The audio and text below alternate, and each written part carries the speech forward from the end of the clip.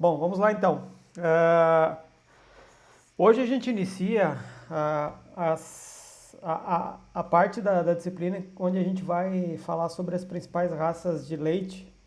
Obviamente a gente vai dar uma ênfase maior aqui para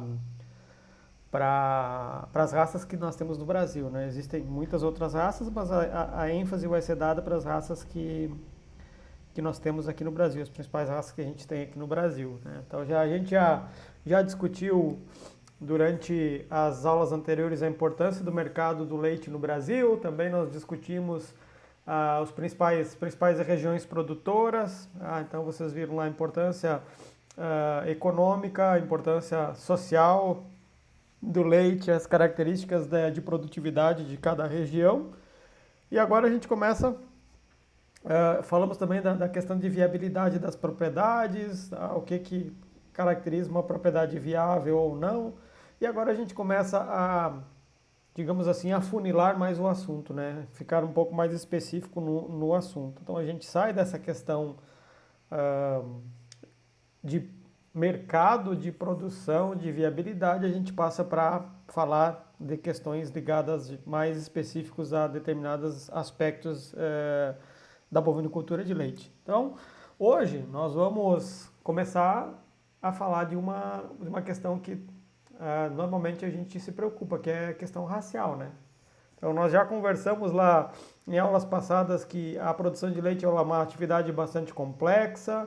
Durante o semestre, nós vamos ver toda essa característica aí, desde a concepção lá, quando a gente coloca a fêmea para conceber, né? A gente faz uma inseminação artificial, utiliza um macho, passando pelo parto e ordenha. Já comentamos características do leite, vocês sabem que ele é um produto perecível, então ele carece muito de cuidados com armazenagem. Além da armazenagem, toda essa questão de planejamento de produção e distribuição. E mandei para vocês lá as normativas 76 e 77, que são as normativas que foram liberadas no ano passado, né, metade do ano passado, e que regulam mais ou menos isso para vocês terem uma ideia dos cuidados que a gente tem que ter. Tá? Então tudo isso a gente vai, novamente, só trago para mostrar para vocês que a gente vai ver durante o decorrer do semestre. Agora, quando a gente fala de produção de leite, vocês, a cada aula que a gente vai evoluindo, vocês vão ver que realmente a produção de leite ela é uma atividade bastante complexa. Tá? Bastante complexa por quê? Porque ela demanda de uma sincronia bem precisa, ou o mais precisa possível, de vários fatores. Tá? Não basta ter uma vaca, não basta ter um bom local para essa vaca, não basta ter uma boa nutrição, por exemplo. Então, nós vamos ver durante o semestre que, como eu falei para vocês, a cada aula que a gente vai evoluindo, vocês vão ver que a atividade de leite, para ser considerada ou para dar uma resposta economicamente satisfatória, ninguém cria gado de leite como hobby, espero que não, né? Bom, se tiver alguém que crie como hobby, tudo bem. Mas quando a gente fala em produtividade, quando a gente fala em escala de produção, para a gente ter lucratividade, que é o que todo mundo busca quando cria gado de leite, a gente depende de vários fatores. Então aqui estão alguns desses fatores. A gente já comentamos alguma coisa de área, né? Então vocês viram que existem diferentes padrões quando a gente compara a criação de bovino de leite no Brasil. Comentei com vocês que a região sul, especialmente o norte, noroeste gaúcho, oeste catarinense, aí a maioria das propriedades são pequenas propriedades.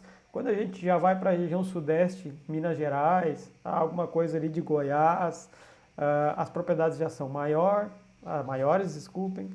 Nós vamos falar durante o semestre de manejo, tá? Muito manejo, tá? A gente vai falar de manejo. O manejo é parte importante desse ciclo complexo que envolve a produção de leite. Comentamos nas aulas passadas da importância do homem, da mão de obra, né, na participação dentro de uma propriedade, tanto da parte de gestão, e aí nós discutimos a questão da gestão ser profissional, a gente tratar a produção de leite como uma atividade gerencial, né? Melhorar o gerenciamento. Falamos também da participação do homem lá como mão de obra, alguns critérios que a gente tem que ver. Tá? Eu falei alguns nomes sobre tipos de instalações, vai ter um momento que a gente vai falar das instalações. Até se alguém viu um dos links que eu postei na turma do Classroom, lá, o link de um vídeo sobre vacas holandesas, lá eles falam de compost barn, os animais estarem confinados.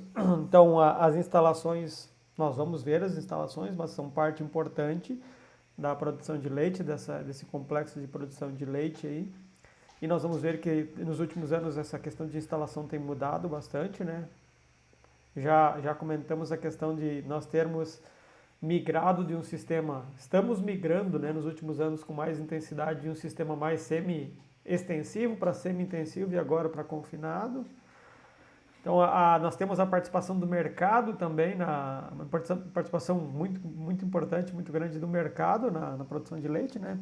Que é quem compra basicamente o produto e também regula a qualidade desse produto. A questão de mecanização, tá? Mecanização da produção de leite, tá? Desde a parte de ordenha até a parte lá de preparação de alimentos, até a parte reprodutiva e, obviamente, né, estruturação do rebanho, tá? Quais as categorias que nós temos, nós vamos falar disso também lá, da progressão de rebanho, da classificação desses animais aí e, por último, então, a questão das vacas em lactação. Então, também vamos falar quando a gente falar de período de lactação, a gente vai falar de algumas características dessas. Dentro de tudo isso, nós podemos incluir o aspecto genético, o aspecto racial, que é o que a gente vai começar a falar na aula de hoje. Nós vamos ter umas 3 ou 4 aulas só sobre raças, talvez 3, no máximo 4 aulas só sobre raças. Então, as raças, elas fazem parte dessa atividade bastante complexa. Tá? Então, ela muitas vezes se preocupa, a primeira preocupação de quem está iniciando a bovinocultura de leite é com raça. Né? A gente vai ver que isso não é a maneira mais correta de se pensar. Tá? Então, por exemplo, se vocês estão morando em um local de clima tropical, por exemplo, não subtropical como aqui, que tem predomínio de temperatura quente, daria para a gente colocar holandesa, que é o que a gente vai ver hoje? Sim, a gente pode colocar holandesa sem problema nenhuma, como a gente vai ver hoje, só que a gente tem que dar condições, tá, bioclimatológicas para essas vacas holandesas responder. Então, nós vamos ver que a questão racial é extremamente importante, mas ela faz parte de um complexo. Não dá para a gente pensar a raça como fator primordial, preponderante para a produção de leite. Tá? Se fosse assim, a gente teria, por exemplo, holandesa no Brasil inteiro, e essa não é a verdade. Nós vamos ver lá que na região de Minas Gerais, tá? A principal região produtora do Sudeste, uma das principais produtoras do Brasil, nós não temos predomínio de holandesa, nós temos predomínios de cruzamento de holandesa com vacas gir, por exemplo, a gente tem muito girolando lá. Então, a questão racial ela é importante, sim, mas ela tem que ser analisada dentro de todos esses aspectos que a gente está vendo aqui. Tá? Então, quando nós falarmos de raça, tá, nós vamos ter que pensar em todos esses aspectos aqui. Muitos deles a gente não viu ainda, vão vir pela frente. Tá? E aí, quando chegarem esses outros aspectos, como a gente falar de manejo, tá, de instalações, de área, nós vamos analisar qual é a melhor raça para determinada situação. Tá? Questão de disponibilidade de área também influencia. Enfim, nós vamos ver isso. Então, a tendência na produção nacional é de crescimento, tá? Expansão na produção. Então, nós temos uma tendência de expansão na produção, mesmo que não seja uma tendência de expansão no número de propriedades. tem aumentado muito as propriedades com acima de 500 animais por conta de confinamentos, né? A gente tem mais áreas mais confinamentos, ou seja, propriedades com áreas não tão grandes, mas com vacas confinadas. E esse investimento aí por exemplo, em estrutura para confinar os animais, para possibilitar que a gente tenha mais vacas em menor espaço produzindo mais, obviamente, elas dependem de uma qualidade nutricional muito boa, qualidade de forragem muito boa, uma taxa de descarte baixa, a gente vai falar de taxa de descarte também, que é uma taxa de descarte aceitável e o que nós temos no Brasil e em outros países. Tá?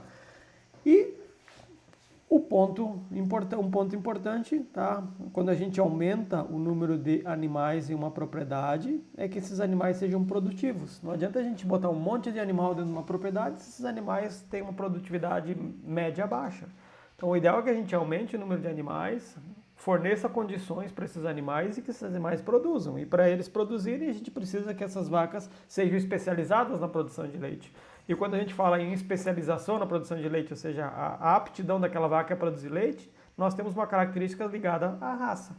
Existem raças com aptidão leiteira e existem raças com aptidão mista para a produção de carne, né? Então, quando a gente investe, né, em bovinocultura de leite, a gente pensa em produtividade, a gente vai pensar inevitavelmente em raças. Ok?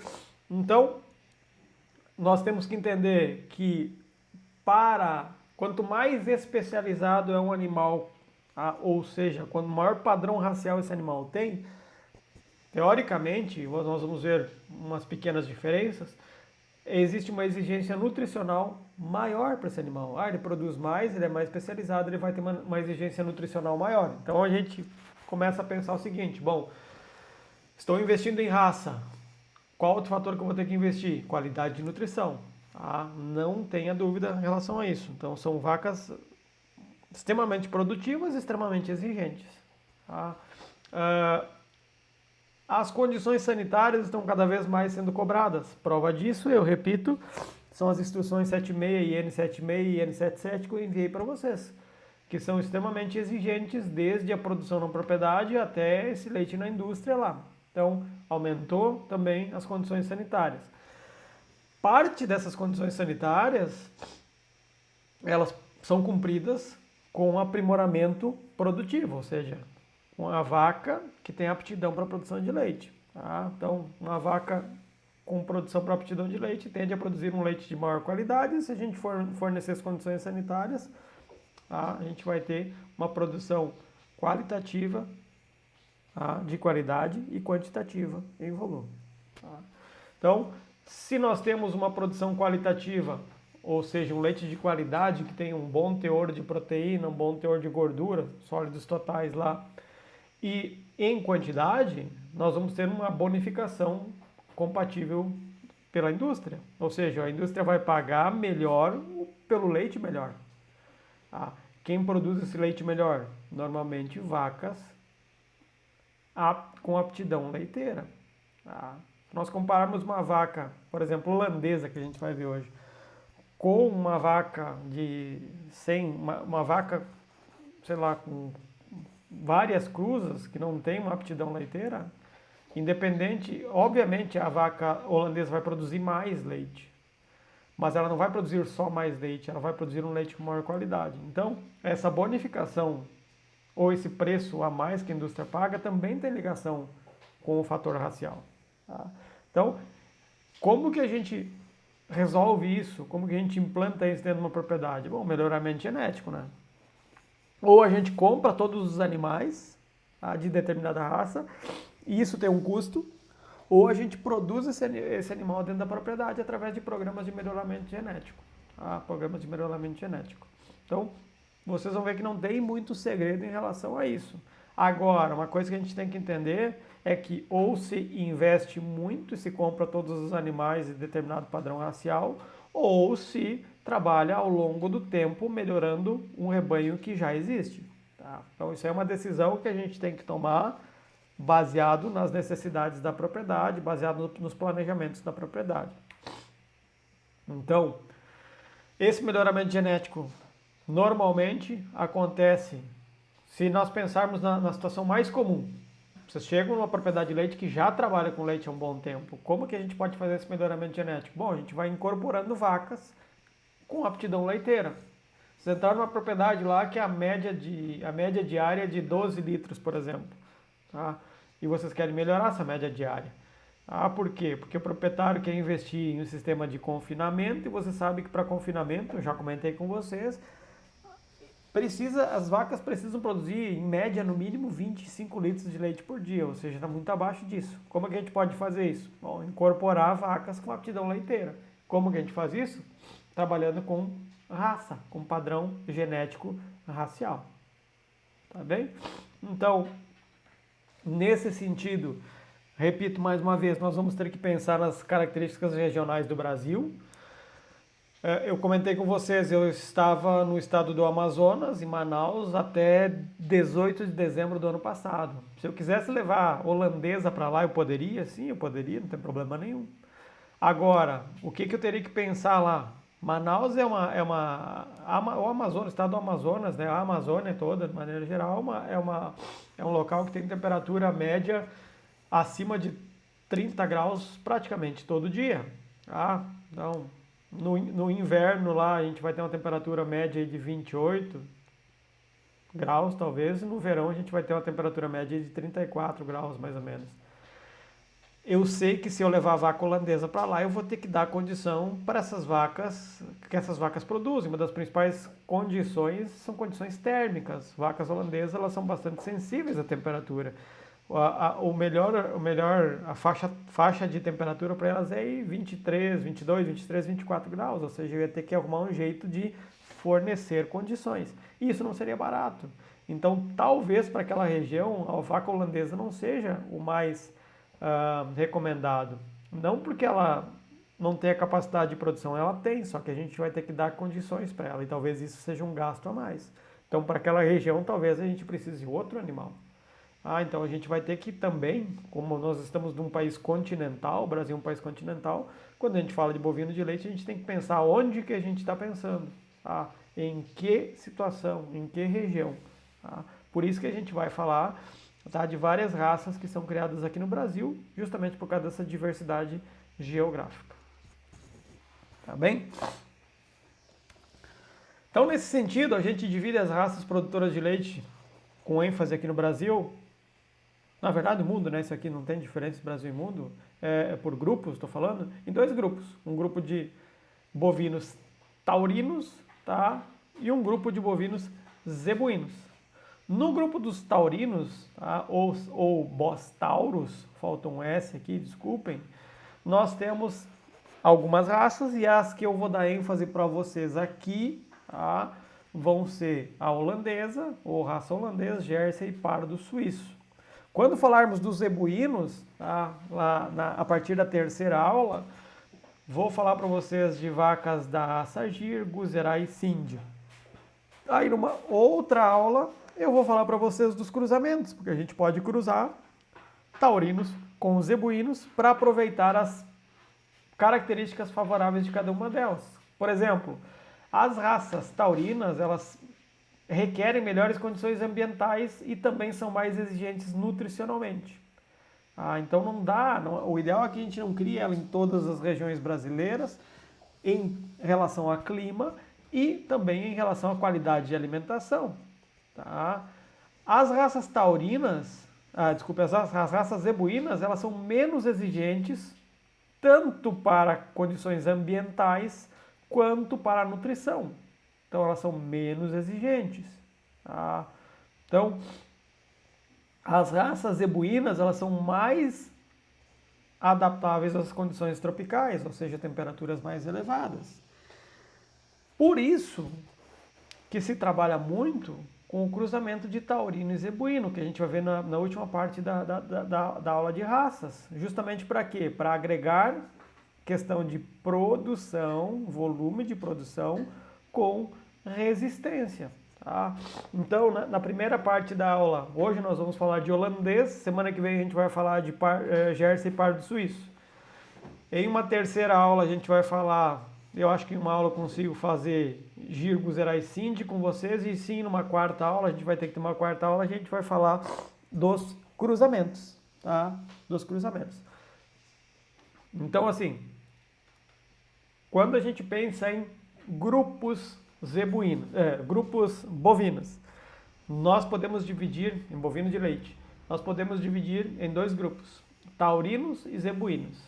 Tá? Nos taurinos nós temos as raças europeias, digamos assim. Tá? Então, holandês, Jersey, Pardo Suíço são de origem europeia.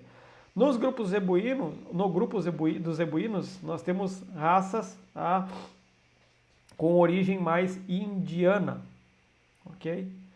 E cada uma desses grupos vão ter características diferentes.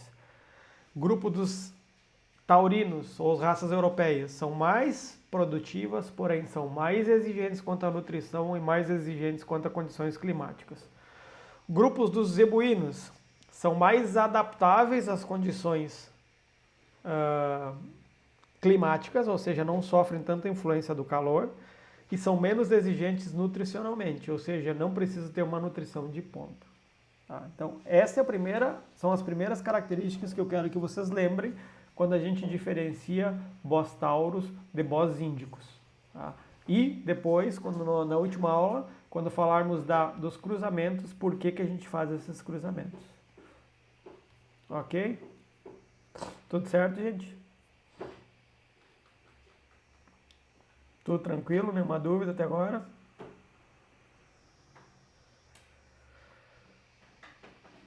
Vamos lá.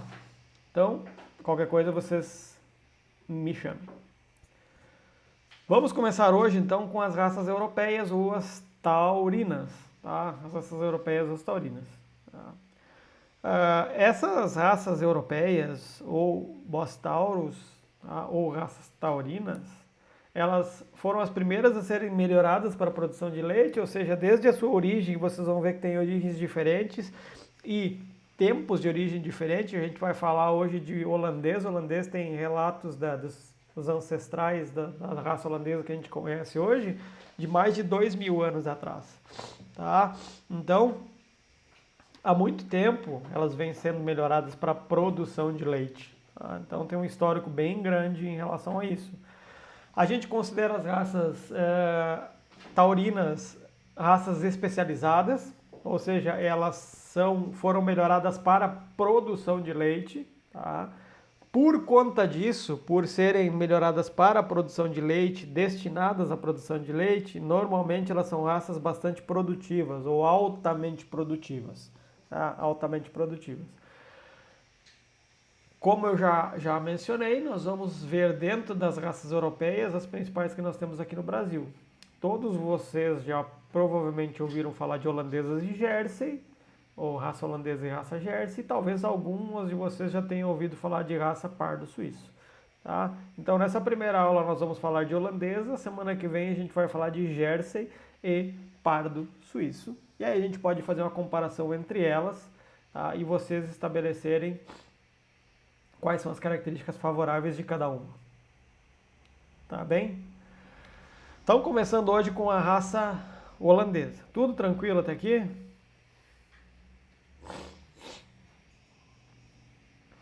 Tudo certo?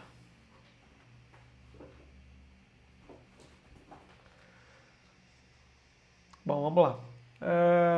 Começamos então hoje com a raça holandesa, que vai ser o foco da nossa aula de hoje. Tá? Então, a raça holandesa, como eu já comentei com vocês, ela é uma raça de origem europeia, né? A Bos taurus. Existem relatos de domesticação há mais de 2.000 anos. Há mais de 2.000 anos existem relatos de domesticação. Não existe uma precisão sobre onde essas vacas foram, o início da domesticação dessas vacas aconteceu. Então, no contexto histórico, não se sabe exatamente onde na Europa começou essa domesticação. Tá?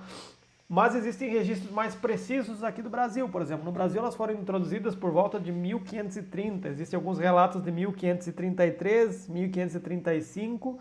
E hoje nós temos aqui no Brasil um plantel de mais de 2 milhões de animais registrados. Tá? De animais registrados.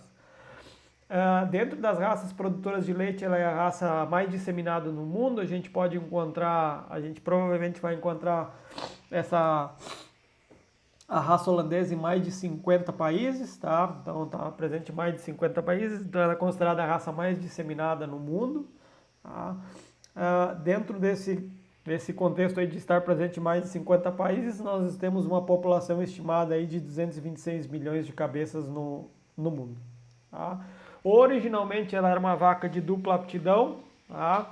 De dupla aptidão que começou a ser direcionada, o melhoramento genético dela começou a ser direcionada para a produção de leite, ou seja, antigamente ela era uma vaca criada para a produção de leite, mas também para a produção de carne. Tá? Com o melhoramento genético, a gente foi destinando ou desviando essa vaca para aptidão simples, ou seja, a raça holandesa para a produção de leite. Tá? Então, ela é considerada a raça com maior potencial de produção de leite em volume. Tá? Em volume. Então, a gente vai ver que em constituintes ela perde para algumas raças, a gordura e proteína, então a gente não vai ser o maior potencial. Agora, quando a gente pensa em volume, quantidade de leite, sem dúvida nenhuma, a vaca holandesa, tá, é a que tem maior potencial de produção de leite. Tá? São extremamente exigentes quanto a condições climáticas, tá? Quanto a condições climáticas, especialmente temperatura e umidade. Como eu falei para vocês, aí o ideal é que essas vacas sejam mantidas aí em uma média de 23, 24 graus. Há também condição de conforto ambiental e de manejo. Então são vacas que, por serem muito produtivas, demandam muito mais, tá, de questão de temperatura, conforto ambiental e manejo. Tá? O que é de se esperar? Quanto mais se produz, maiores são as exigências. Ok? Tá? Então, ela é a raça holandesa é a principal matriz utilizada nos cruzamentos, justamente por conta dessa característica aqui, ó, de ser a vaca com maior potencial de produção de leite em volume. Se ela é a raça com maior potencial de produção de leite em volume, ela é a matriz muito utilizada, se não a mais utilizada nos cruzamentos, especialmente com raças zebuínas. Então a gente escolhe a holandesa muito pela questão dela ser bastante produtiva. Também pelo tamanho, a gente vai ver que o tamanho dela favorece. Ok? Vamos seguir aqui então. Então, ela é considerada uma raça a raça holandesa é considerada uma raça extremamente fértil e produtiva, ou seja, ela não tem muitas dificuldades no que quando a gente fala em reprodução, ela é considerada uma raça fértil, não é a mais precoce, tá? Mas ela é considerada uma raça fértil e eu já falei para vocês que ela é considerada extremamente produtiva em termos de volume de leite. Tá? Também é considerada uma raça longeva, tá? É tranquilo a gente encontrar em vacas acima dos 10 anos, tá? Então podem chegar a 12 anos sendo produtivas. Consequentemente, quando a gente tem uma vaca longeva, é uma vaca que, entre aspas, ela se paga, ela se torna econômica, né? Porque ela vai produzir vários ciclos de lactação.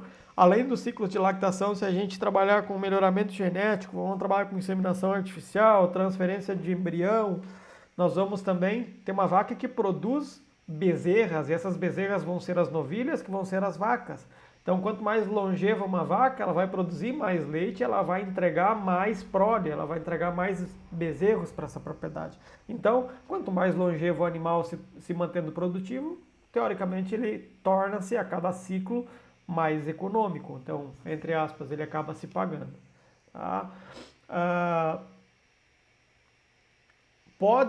O ideal é que a gente faça essa vaca produzir aí por 10 meses no ano, ou seja, essa vaca aqui vai ter uma média aí de 305 dias de produção anual, é o que a gente tem, tá? Na realidade hoje em dia. Vocês vão ver no final que eu vou trazer os dados de 2019 dos principais produtores, tem animal aí que fica produzindo 365 dias no ano, mas aí a gente vai aumentar o intervalo entre partos. Tá? Então a produção ideal dessas vacas, das vacas de raça holandesa, é que elas permaneçam 10 anos aí, mais ou menos 305 dias em produção.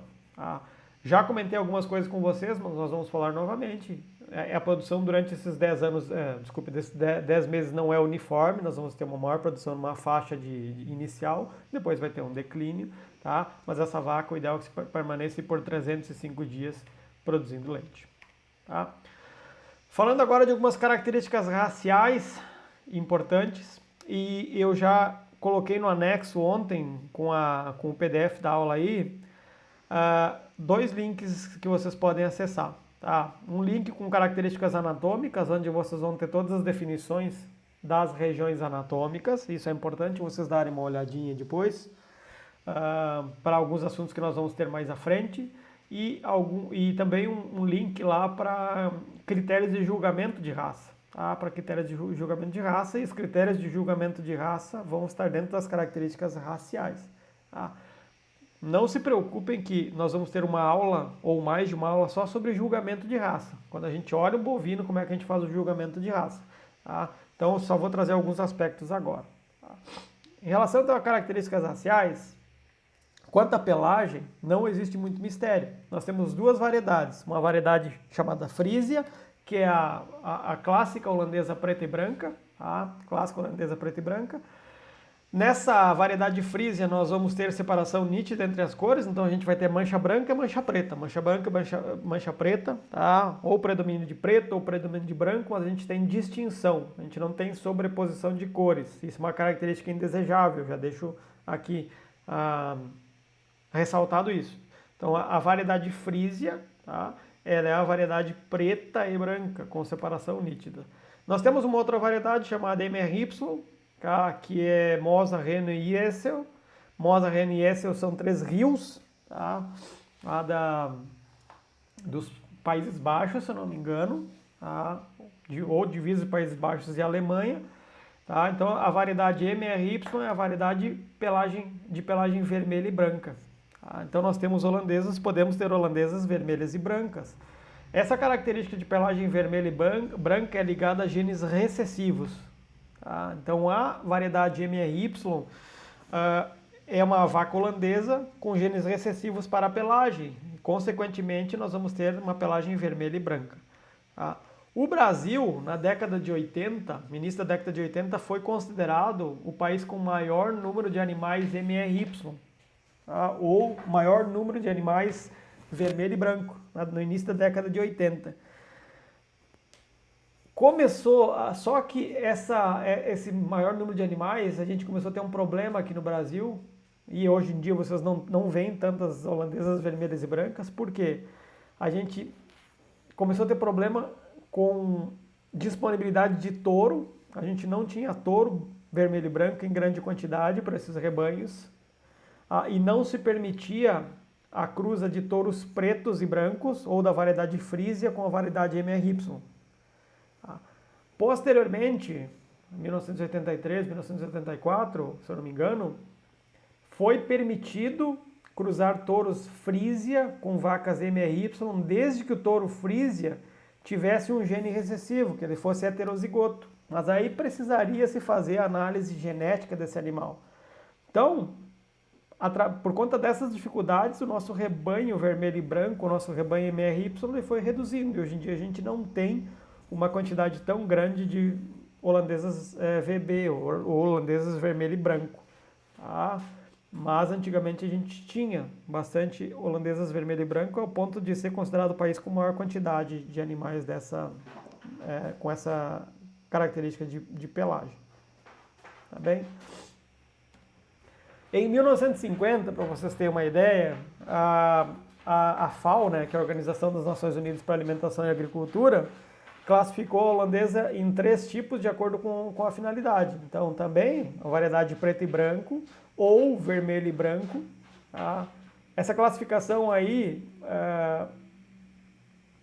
foi estabelecida em 1950 de acordo com essa finalidade, e também de acordo com a quantificação. Né? Então, lá em 1950 nós tínhamos essa holandesa preta e branca ou vermelha e branca em 80%, representando 80% dos animais.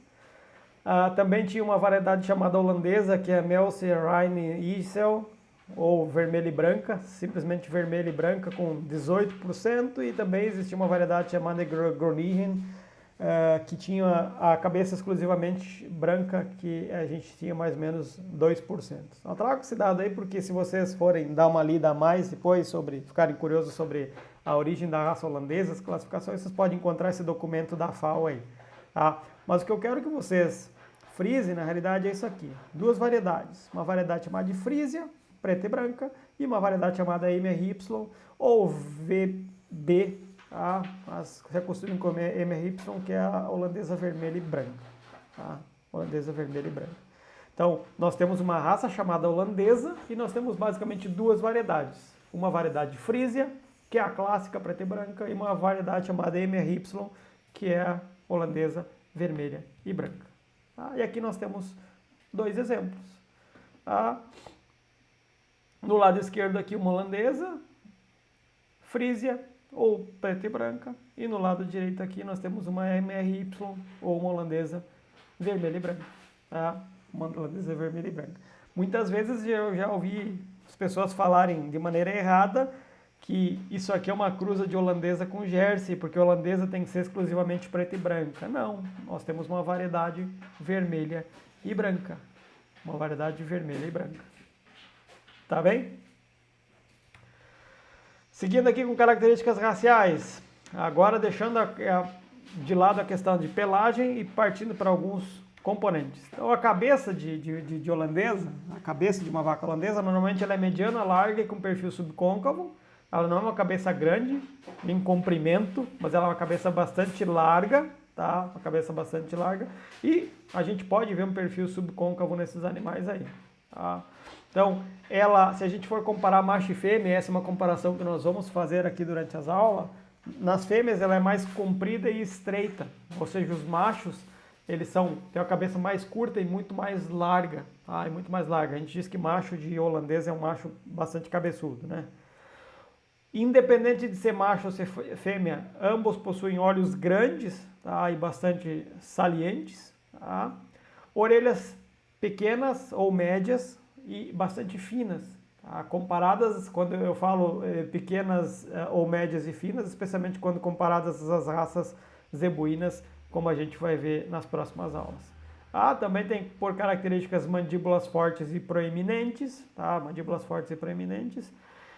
E quando essas vacas são aspadas, quando elas possuem chifres, esses chifres são finos, normalmente dirigidos para cima. Eles não são dirigidos para baixo, tá? Nem para o lado, são dirigidos para cima. Nas últimas décadas, se investiu muito em variedades mochas, né? Então, a maior parte do nosso plantel aqui é constituído por vacas mochas, não aspadas. Então aqui vocês têm uma comparação de cabeça de macho e de fêmea. Então vocês estão vendo que a cabeça da fêmea ela tende a ser, mesmo que essas fotos não estejam na mesma escala, tá? De aproximação, nós temos uma vaca com uma cabeça um pouco mais comprida e um pouco mais delicada do que o macho. O macho nós temos uma cabeça mais curta, mas uma cabeça muito mais proeminente. Muito mais proeminente. Ok? Então, de maneira geral, especialmente quando a gente for comparar com os zebuínos, nós temos um animal com uma cabeça média a pequena. Pescoço longo e delgado, especialmente nas fêmeas. Esse pescoço a gente diz que é comprido e delicado nas fêmeas e curto e musculoso nos machos. E eu vou trazer de novo a foto que eu mostrei para vocês antes. Olha o pescoço aqui. Bastante delicado nas fêmeas. Longo, mas delicado. A gente consegue ver uma distinção entre pescoço e região aqui das cruzes. E veja no macho, nós temos um pescoço mais curto e muito mais musculoso. Nós temos um pescoço mais curto e muito mais musculoso. Uma característica sexual, que difere machos e fêmeas. Então nós temos machos com pescoço muito mais curto e musculoso. Em relação a corpo, Nós caracterizamos animais da raça holandesa como animais bastante desenvolvidos, ou seja, eles são compridos, são animais grandes e largos, tá? E esse comprimento, essa largura, nós vamos ver a importância disso depois. Porque essa largura ela tem bastante associação com as costelas serem bastante arqueadas e compridas. Essas costelas arqueadas e compridas permitem o que a gente fala de capacidade torácica, ou seja, esses animais têm uma grande capacidade torácica. Dentro do tórax nós sabemos que estão os pulmões e o coração. Então, se a gente tem uma grande capacidade torácica, nós temos um animal com uma grande capacidade cardiorrespiratória. Tá? Isso favorece a produção de leite. Então, os animais bastante largos, por terem costelas arqueadas e compridas, têm normalmente grande capacidade torácica. Então, o dorso também é largo, tá? O dorso também, a região dorsal também é larga e bastante reta. Então, a região lombar aí, larga e reta. Tá? Então, essa região dorsal aí abriga os órgãos do trato gastrointestinal. Nós temos então os pré-estômagos, rumo reticuloeomaso e o estômago, abomaso. Então todos a região intestinal também, então tem grande capacidade.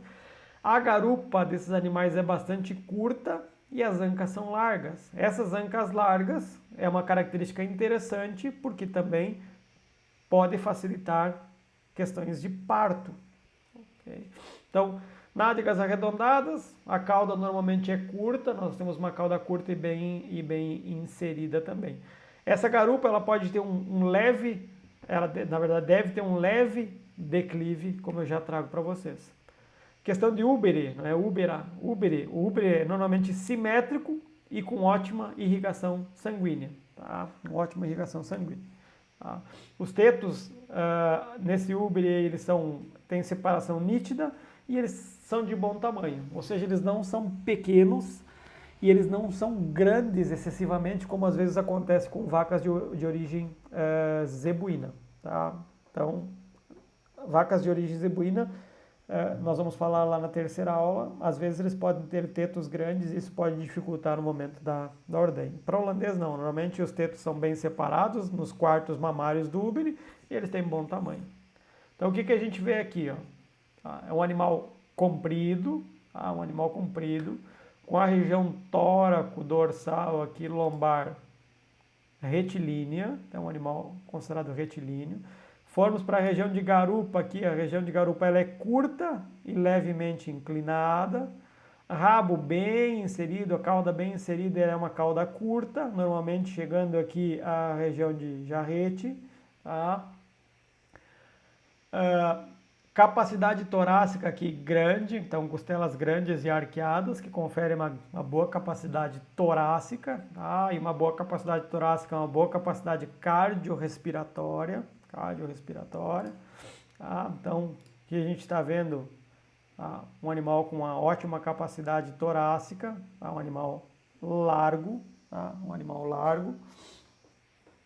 Ok?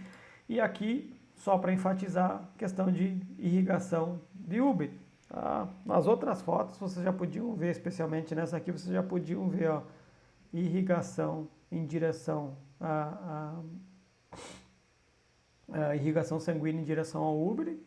E aqui vocês estão vendo especificamente tá, a questão de irrigação sanguínea de úbere.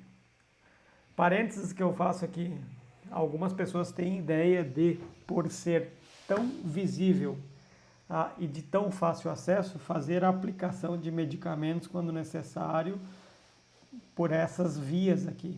Não façam isso. Nós vamos falar lá depois em manejo de úbere, tá? Mas não usem esses vasos para fazer aplicação de medicamento. Ok? Ou, enfim, que não seja medicamento, alguma outra substância, promotor, alguma coisa. Tá bem? Então, algumas características que a gente está vendo aqui. Porém, eu sempre gosto de trazer questões de limitações. Existem limitações na raça holandesa? Sim, existem limitações.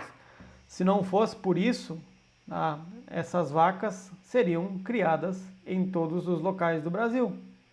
Em todos os locais. Então existem, obviamente, questões de limitação. Algumas nós já falamos. Uma das limitações que se tem em relação à holandesa é justamente o tamanho. Tá? Eu falei para você, são vacas grandes. Tá? Vacas grandes normalmente têm maior exigência nutricional, sanitária. Tá? São vacas que produzem mais, mas exigem mais. E podem ser vacas menos longevas quando comparadas às vacas menores.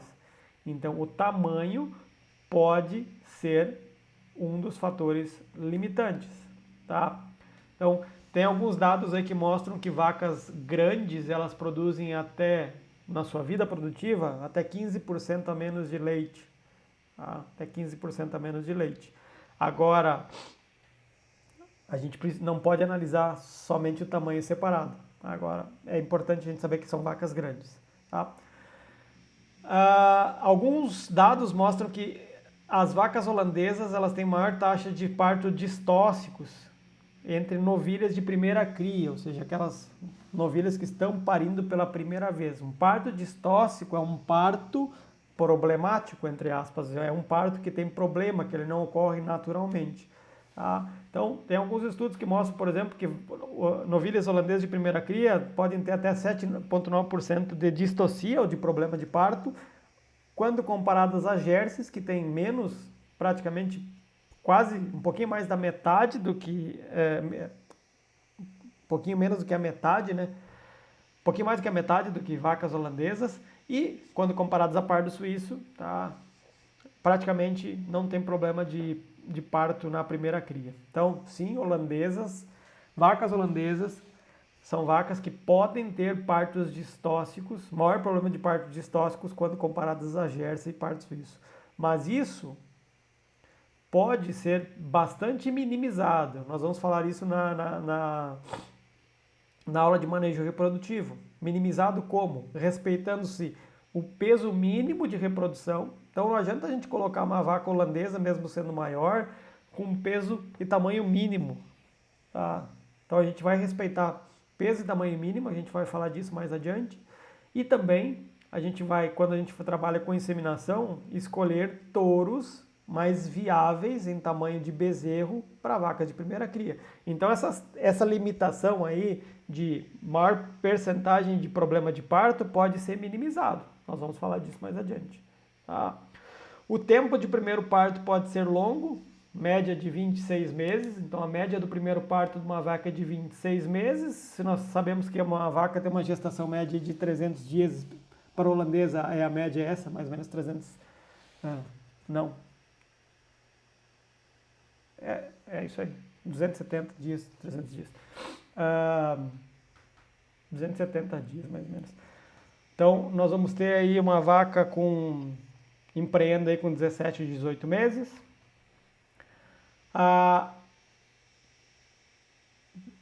Quando comparadas às Jerseys e partos suíços, ela pode ter uma longevidade produtiva um pouco menor, tá? Um pouco menor.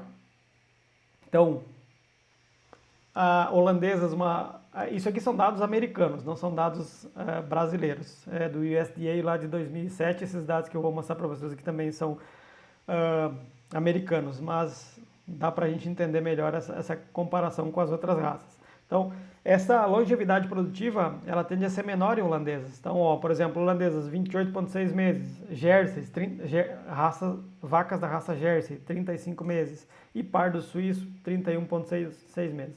O que é essa longevidade produtiva? É o período que a vaca está produzindo leite. Então, se ela pare com 26 meses, 2 anos e 2 meses, ela vai ter aí mais 2 anos e 3 meses, mais ou menos.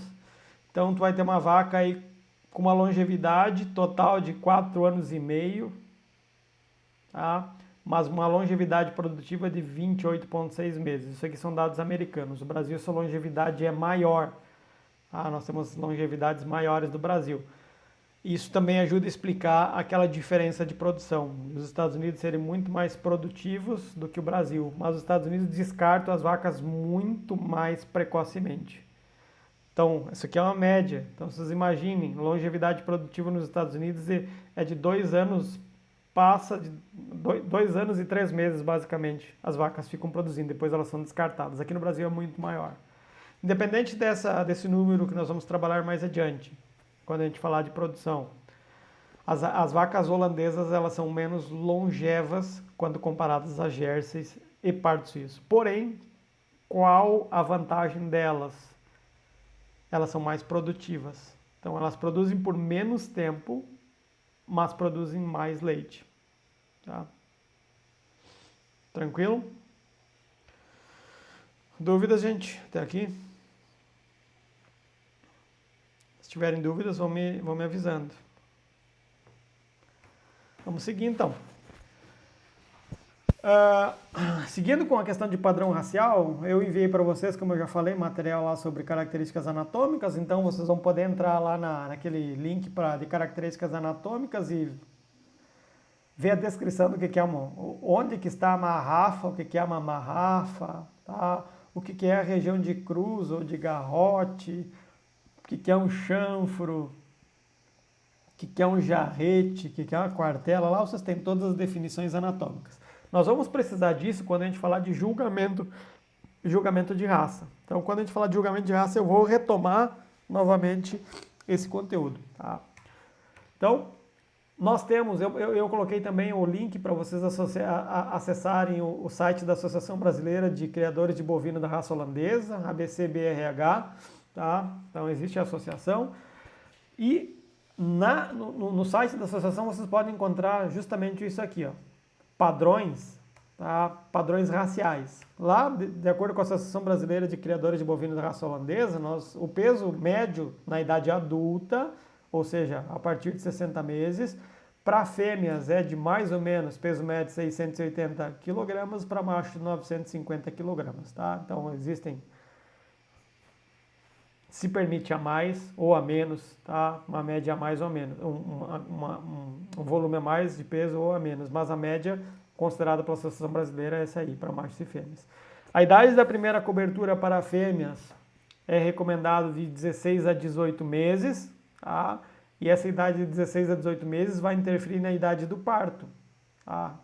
Se for 16 a 18, a gente vai ter um parto de 25 a 27 meses, ou seja, aquela média de 26 que eu falei para vocês. Então tá aí, ó.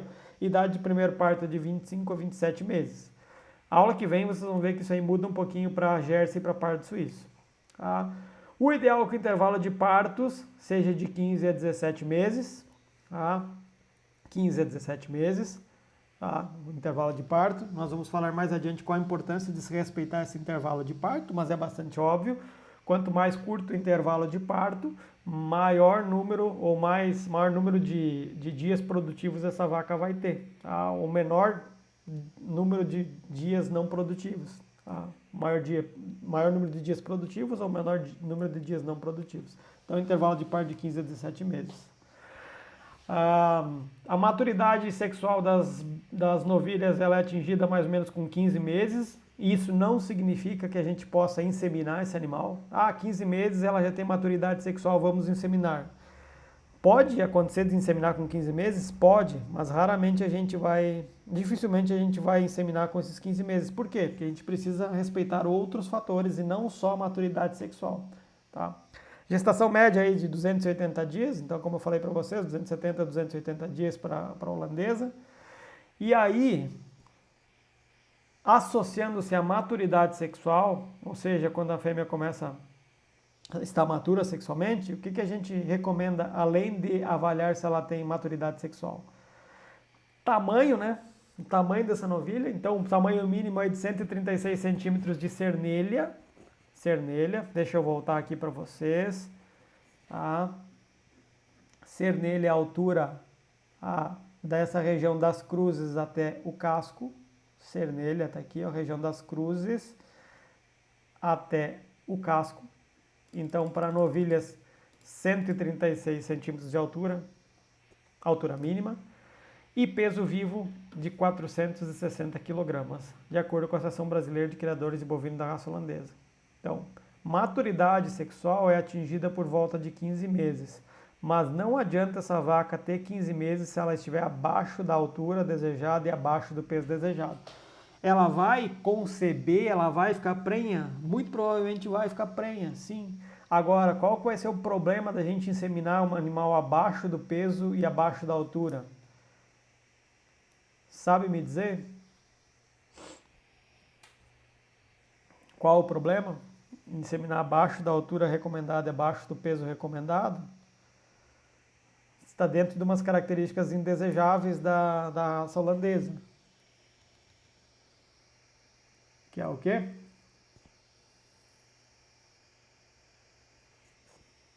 Muito provavelmente problema de parto distóxico. Tá bem? Muito provavelmente problema de parto distóxico. Então, isso aqui é só um recorte da tabela lá de padrão racial que eu enviei para vocês, o link, tá lá, vocês têm o link. Então, por exemplo, lá vocês têm um link com todas as características. Quando a gente falar de avaliação de padrão racial, nós vamos ver isso aqui de novo. Tá? Mas aqui eu só trouxe algum recorte só daquela tabela. Por exemplo, ó, a tabela lá da Associação Brasileira de Criadores de Bovino Raça Holandesa estipula que a idade de cobertura seja de 16 a 18 meses, com 136 centímetros de altura. Aos 2 anos, essa novilha tem que estar em lactação, aí, de 24 a 36 meses, né, a partir dos 2 anos, já ter 140 centímetros de altura. E uma vaca adulta com 60 meses ou mais, ela pode ter 147, deve ter aproximadamente 147 centímetros de altura. Isso aqui não é exato, o animal pode ter 148, 149, 146, 145. O que não pode ocorrer é uma vaca com 60 meses ter 160 centímetros de altura ou ter 135 centímetros de altura. Aí ela está fora dos padrões raciais. Para machos, por exemplo, ó, de 19 a 24 meses, ou jovens, né, 147 centímetros de altura na média. De adultos, acima de 37 meses, pode chegar a 160 centímetros de altura. Então, como eu falei, são permitidas pequenas variações. Tá? Tamanho das fêmeas aqui. Então, ó, idade de cobertura em relação a peso. Como eu falei para vocês, 460 quilogramas, 16 a 18 meses. 2 anos em lactação, a partir dos 24 meses, então, 544 quilos. Uma vaca adulta, mais ou menos 680 quilos. Podem existir variações, mas isso aqui são os pesos médios que o padrão racial demanda. Tá? Para macho, vocês vão ver que altera, né? Macho aí, ó, uma média de peso de 680 kg para jovem e pode chegar a 1.088 kg para adulto a partir dos 37 meses. Então tudo isso aí, esses dados vocês receberam, então vocês podem olhar todas as características de acordo com o perfil de macho e de fêmea para bovino de leite. Se vocês tiverem curiosidade, está lá já nos materiais para vocês. Então, para nós entrarmos na nossa última parte da aula sobre holandesa aqui, eu enfatizo novamente algumas coisas. São animais muito produtivos, são considerados em quantidade os animais com maior potencial de produção. Então, são animais que podem produzir maior quantidade de leite. E essa grande produtividade vem acompanhada de bastante exigência. São animais que requerem muito cuidado quanto à nutrição, quanto à sanidade, quanto ao conforto ambiental, tá? Quanto à temperatura, quanto à umidade. Tá? E eu também já mencionei para vocês que é a raça mais utilizada para cruzamento com raças zebuínas, para que justamente esse cruzamento pegue, entre aspas, a parte produtiva do taurino, da holandesa, e associe-se à rusticidade e menor exigência dos zebuínos. Nós vamos falar isso lá na última aula de raças. Tá? Então, alguns dados aqui para vocês. Por exemplo, a produção média no Brasil de vaca holandesa ela varia de 6.000 a 10.000 quilogramas. O recorde estabelecido aí em lactações superiores a 10 meses, depois eu vou trazer alguns números mais atualizados para vocês, é de 18.000 quilogramas. Tá? Eu vou passar esses dados aqui porque eu devia ter tirado isso aqui, esqueci de tirar, porque eu tenho dados mais atualizados logo na frente. Tá? Então, mas só para vocês comparar aqui, vamos usar só essa tabela aqui que é interessante. Eu ia tirar o texto e eu acabei deixando. Então, comparação aqui de acordo com o USDA lá dos Estados Unidos, né, média de produção, vejam a diferença aqui, ó, em termos de produtividade em 305 dias de lactação. holandesa, 10 mil quilogramas de leite em 305 dias de lactação. Jersey já tem uma queda aí de quase 30%. Pardo suíço, para quem nunca ouviu falar, é uma raça que produz bastante leite também, quase 8 mil, mais de 8 mil quilogramas de leite. Tá? Então agora, se a gente for comparar, por exemplo, gordura, que eu falei para vocês que o holandês não é o principal produtor de gordura, o principal produtor de gordura nós temos Jersey, nós vamos falar na aula que vem. Pardo suíço também produz bastante gordura. Tá? Ok? Tá? Tem outras raças aqui que nós não vamos falar porque é incipiente no Brasil, as Gamsen e Ayrshire também existem lá nos Estados Unidos, mas aqui a gente não tem tanta importância. Então, vacas Frisia, né? Holandesa Frisia. Vocês estão vendo uma vaca novamente. Vou ressaltar aqui o padrão retilíneo, uma vaca comprida. Isso aqui é uma fêmea, então pescoço fino e delicado. Cabeça ó, subcôncava aqui. A cabeça pequena, delicada. Úbere, bastante proporcional. Tetos de tamanho adequado, bastante irrigadas. Região de úbere bastante irrigada. Aqui a gente já tem uma holandesa MRY, ou seja, vermelha e branca, que segue basicamente os mesmos padrões, retilínea, uma leve angulação de garupa, grande capacidade torácica, veja o tórax desse animal aqui, também pescoço fino e delicado, cabeça pequena e delicada, ótima irrigação de úbere. E aqui nós temos um macho, Frisia, então macho bastante comprido, a cabeça também é pequena quando comparada a outros machos, mas muito maior que a fêmea, pescoço mais curto e bastante musculoso, bastante musculoso. Ok? Então, padrões de raça holandesa. Para últimas duas coisas em relação à holandesa nessa aula, eu trouxe para vocês aqui a avaliação de conformação para tipo de vaca holandesa, que é o que a gente avalia. Quando, por exemplo, vocês são julgadores de raça, o que você avalia de maneira geral? Nós vamos ter aula específica sobre isso depois. O que você avalia na conformação? Primeiro, essa avaliação de conformação ela é uma classificação. Então, vocês estão frente a uma vaca e vocês vão classificar aquela vaca de acordo com a conformação dela, de acordo com as características conformacionais dela. Tá? Então, ela é uma medida subjetiva, subjetiva, ou seja, medida do avaliador, que vai prospectar, vai predizer, vai previr a capacidade produtiva dessas vacas. Então isso é interessante a gente fazer. Não é só para classificar em relação a padrão racial, mas também em relação à capacidade de produção.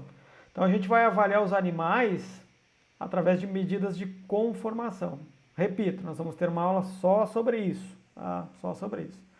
Então, como que se faz essa comparação? Primeiro, para se fazer uma comparação, é preciso ter um padrão ideal. Então, quando vocês comparam alguma coisa, vocês estão comparando o objeto em relação a um padrão ideal.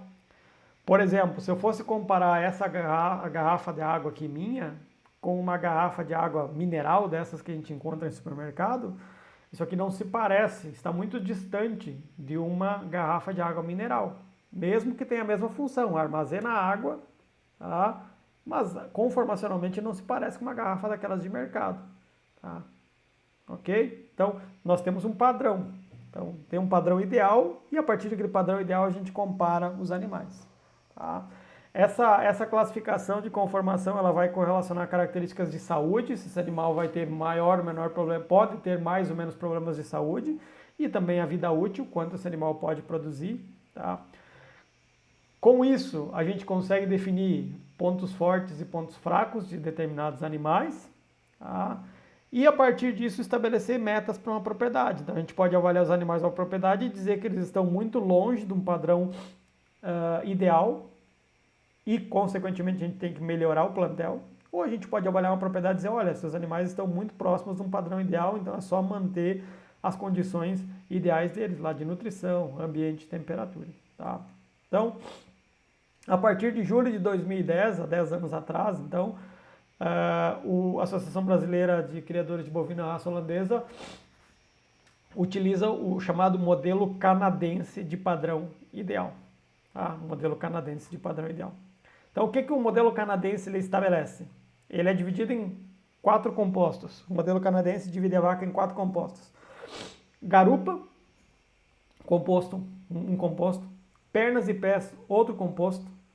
Sistema mamário, outro composto. E, por fim, força leiteira, outro composto. Eu vou trazer a tabela para vocês aqui e vocês vão ver que cada composto desses tem uma percentagem dentro do animal. Tá? Esses 4 compostos, eles permitem a avaliação de 23 características dos animais. Então, o modelo canadense de vaca ideal divide a vaca em 4 compostos. Garupa, pernas e pés, sistema mamário e força leiteira. Tá? Esses 4 compostos vão dar 23 características. Essas 23 características vão ter um score linear, que varia de 1 a 9. 1 é muito pobre, 1 é muito, digamos assim, 1 é ruim e o 9 é excelente. Tá? Com exceção do score corporal, o score corporal vai só de 1 a 5. Tá? Só de 1 a 5. Todos os outros 22 características vão ter um score de 1 a 9, pobre, excelente. Tá? Então, aqui está. Ó. Então, 4 compostos. 1, 2, 3 e 4. Tá? Então, para a garupa, por exemplo, nós vamos ter 10%, tá, do peso para a garupa. 26% do peso para pernas e pés.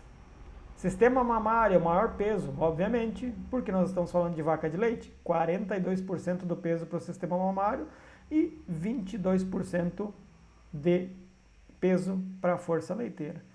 Dentro de cada uma desses compostos nós temos características. Por exemplo, ângulo de garupa, largura de garupa, força de lombo, qualidade óssea. Tudo isso a gente vai avaliar quando nós falarmos de julgamento de raça, tá? Mais adiante. Então, só antecipo isso para vocês. Eu não vou mais falar isso aqui em detalhes para as outras raças, mas eu deixo bem claro para vocês que nós vamos ver isso aqui mais adiante, tá? Quando a gente fazer julgamento de animais.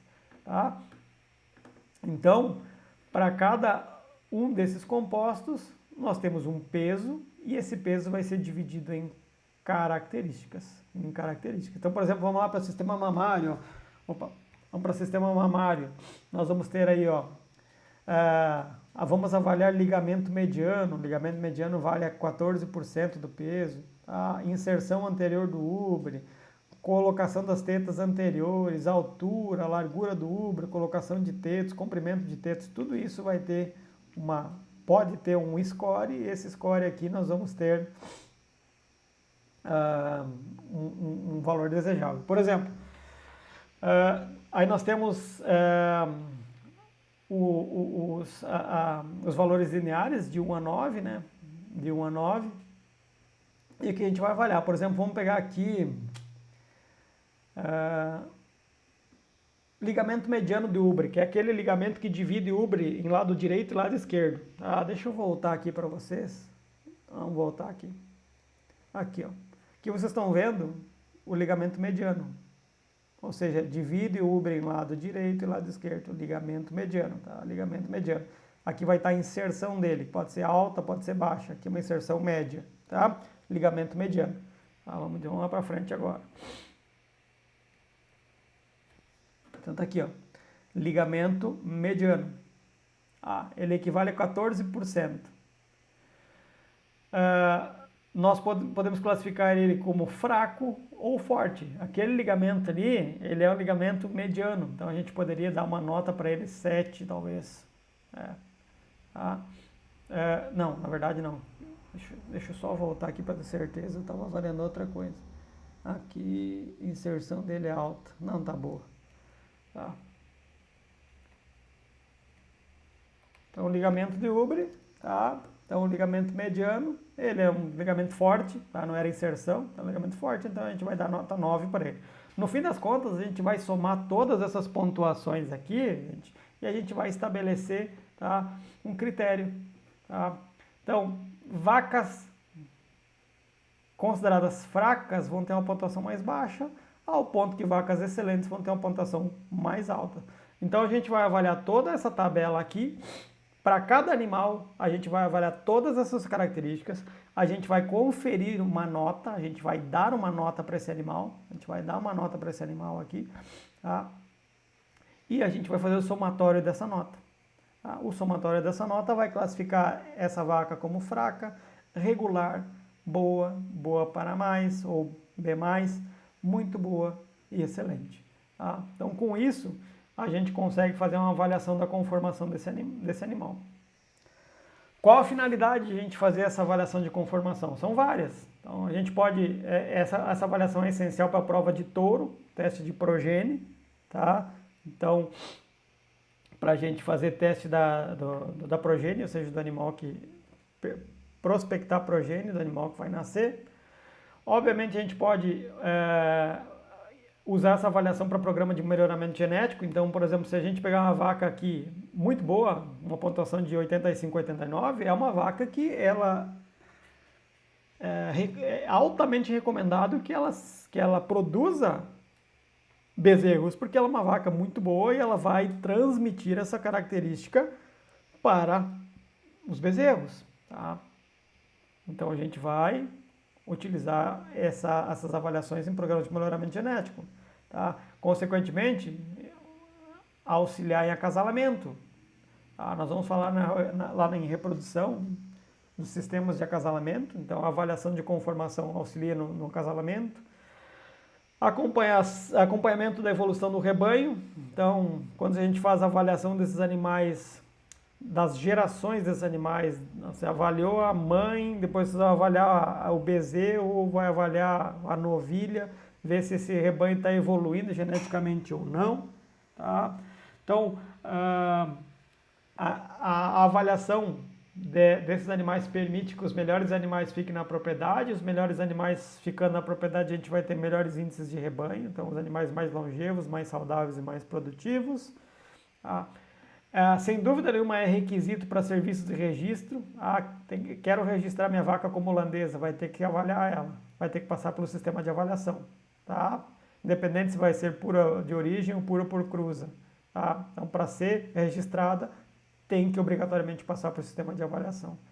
E também, obviamente, vai auxiliar no descarte. Então, se nós tivermos uma vaca lá abaixo de fraca, abaixo de 50 pontos, é uma vaca que ela não vai ter um ganho genético muito grande, ela não vai proporcionar um ganho genético muito grande na propriedade, então é recomendado que a gente descarte esse animal. Então, os programas de avaliação, o método de avaliação, ele pode auxiliar no descarte dos animais. Só para vocês terem uma ideia, isso aqui são dados de 2019, a raça holandesa é a vaca com o maior número de animais avaliados do Brasil, tá? Então, 2019, 13.171 animais. É pouco, né? Mas mesmo assim a raça holandesa é a raça com o maior número de animais avaliados no Brasil ou classificados através da avaliação no Brasil, tá? É a mais classificada no Brasil. Então, para finalizar a aula, eu trouxe só alguns dados de produção da raça holandesa no Brasil. Esse primeiro dado aqui é um dado de 3 ordenhas por dia com um ciclo de lactação de 305 dias de lactação. Então, dividido em 3 subcategorias. Isso aqui é uma classificação lá que a Milk Point liberou. Então, primeira subcategoria 1, ou vacas com 1 ano de parido. Então, isso aqui é vaca lá do Paraná. Tá? Aqui está o produtor. Uma produção de 18.331 litros. Vamos fazer aqui, ó, 18 mil, deixa eu fazer o cálculo aqui, ó. 18.331. 18.331 dividido por 305 dá uma média de 60 litros por dia. Uma vaca de 1 ano de parida. 1 ano de parida. A vaca de 3 anos, ou chamada vaca júnior, 3 anos de parida.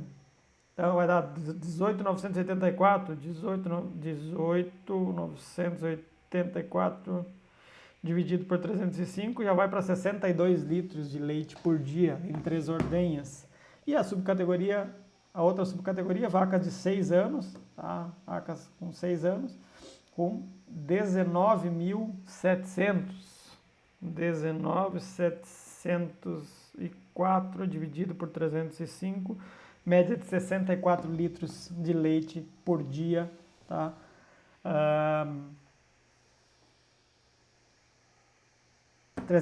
De 64 litros de leite por dia. Aí aqui também tem os valores de gordura e proteína. Então, por exemplo, nessa subcategoria 6 aqui, ó, 580 quilogramas de gordura.